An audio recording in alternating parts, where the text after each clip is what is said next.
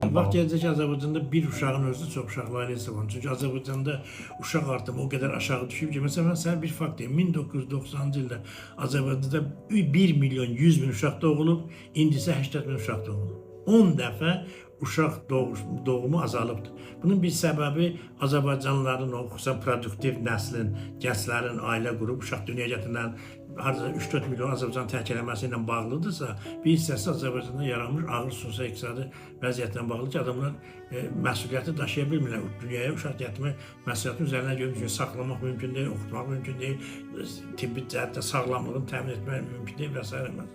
3 uşaqlı, yəni çox uşaqlı hesab olunmalıdır. Azərbaycanda indiki ailələri əgər biz götürsək, uşaq, bəli, 3 uşaq həddən artıq çox uşaqlı ailədir. Bizim vaxtımızda, məsələn, biz çox uşaqlı ailədə 10 nəfərdir. Bizim məhəllədə 12, 14, 16 nəfər uşaq olan ailələr var idi. Ona görə 5-dən yuxarı çox uşaqlıdır. Amma indi bütün Azərbaycanda ortamda ən çox uşağı olan 3 uşaq olduğuna görə təbii ki, 3 uşaq çox uşaqlı götürməlidir. Bir 10 ildən sonra 1 uşaq çox uşaqlı götürəcək.